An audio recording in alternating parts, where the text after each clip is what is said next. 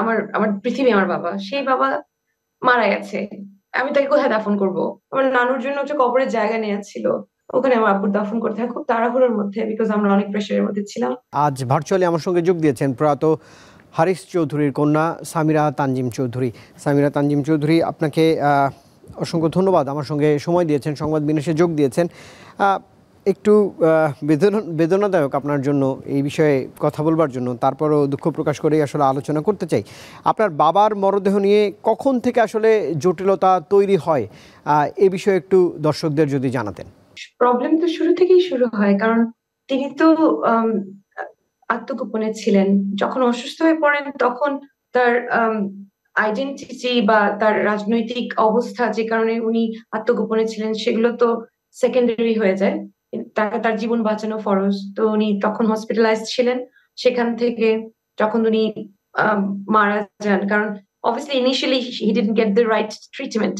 So as his situation deteriorated, then we had to kind of transfer him to the right hospital. আর আমি এবার কেড়ে তাকে বহু কষ্টে তাকে মানে দাখিল করার ব্যবস্থা করতে পারি। তারপর আমি সে জয়েন করি। সে মিশন ইনডিউসড কোমাতে থাকে, সেখানে সে মারা যায়। মারা যাওয়ার সাথে সাথে তাকে কোথায় দাফন করব সেটা নিয়ে একটা অস্থিরতা। আমি একটা শকে ছিলাম। আমি আমার বাবাকে হারিয়েছি, আমি এক বাবার একমাত্র মেয়ে। আমি আমার বাবা ছাড়া কিছু বুঝি না।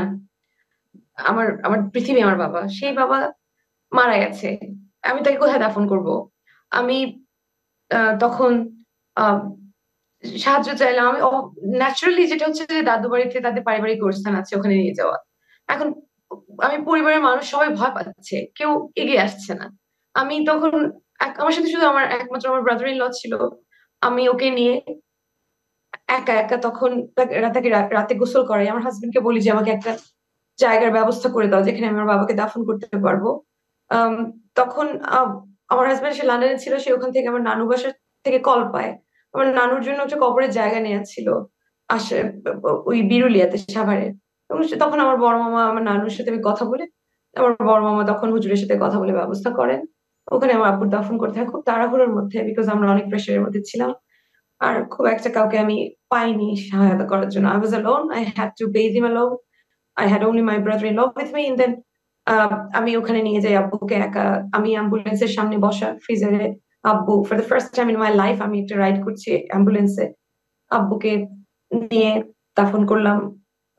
হুজুরের ওখানে দাফন করলেন। আমি আমি খুশি যে ওখানে এটা একটা মাদ্রাসা, ওখানে ছোট ছোট বাচ্চারা আব্বুর জানাজা অ্যাটেন্ড করেছে।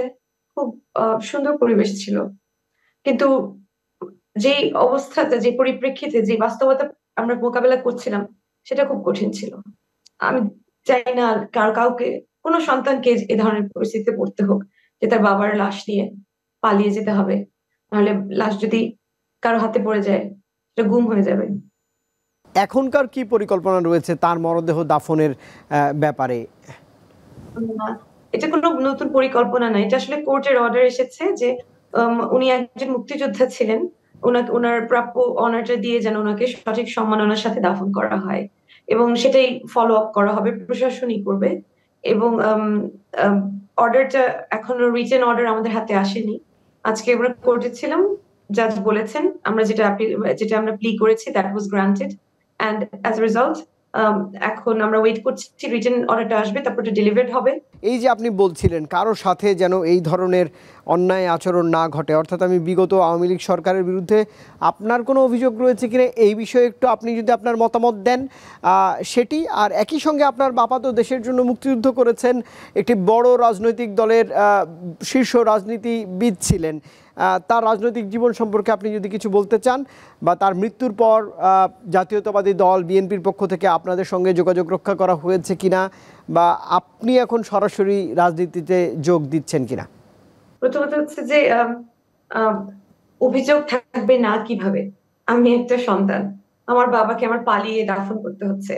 তারপর আমার বাবার মৃত্যু সম্বন্ধে আমি প্রশাসনকে যখন জানিয়েছি, তারা সেটাকে ইগনোর করেছে।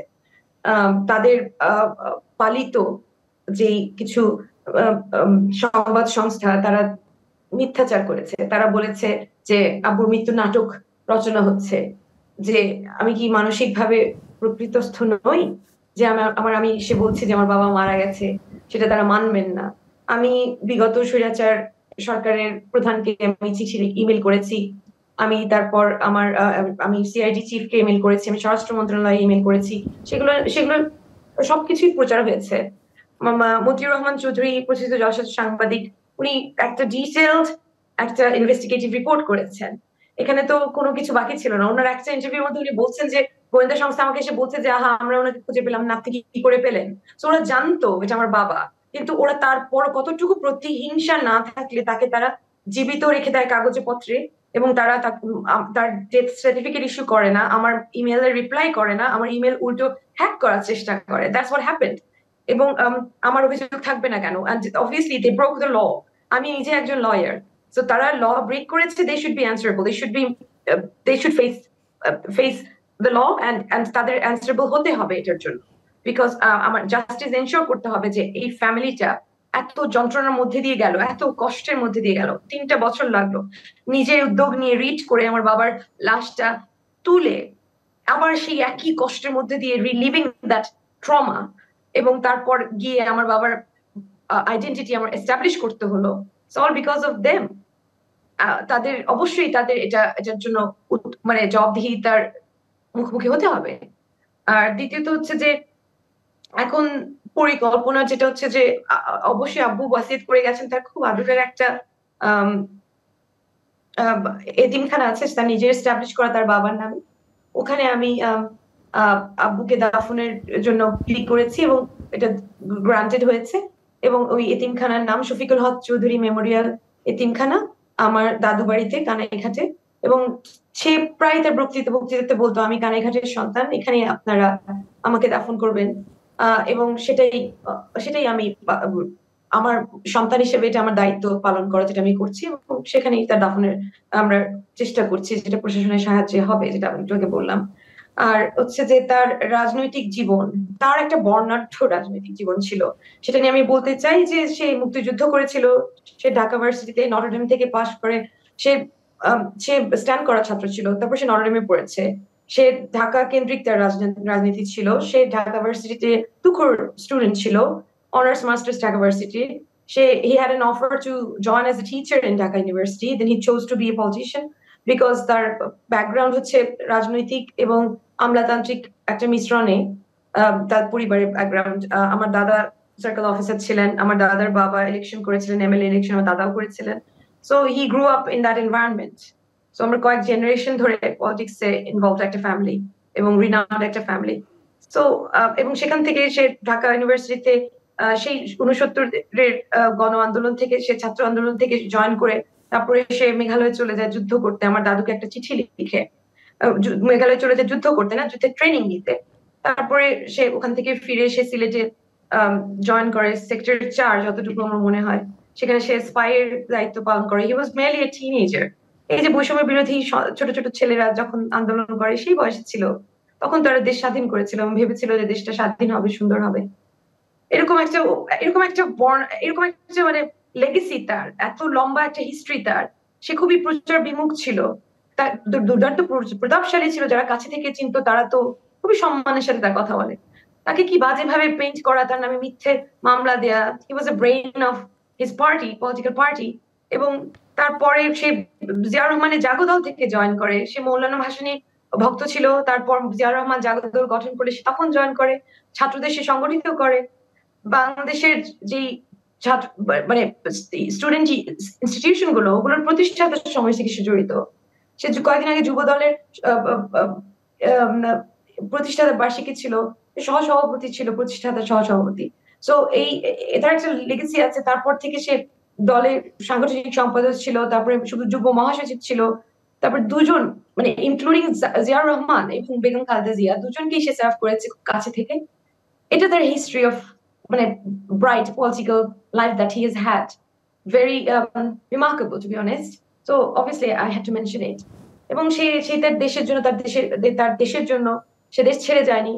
এরকম মানুষ পাওয়া যায় না আসলে, যে দেশের জন্য জীবন বিলিয়ে দেওয়া, 15 বছর ধরে দেশে আত্মগোপনে থাকা, কম্প্রোমাইজ না করা, দেশে মাটি ছেড়ে না যাওয়া, এবং সে সারেন্ডার করলে তাকে দিয়ে যে শীর্ষ নেতৃত্ব দলের তাদেরকে বিপদে ফেলানোর যে চেষ্টা, সেটাকে সে কামিয়াব হতে দেয়নি।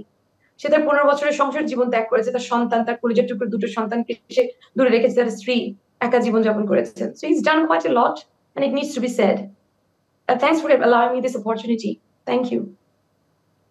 আর পলিটিক্সে আমার আশা আমি এখনো চিন্তা করে দেখিনি।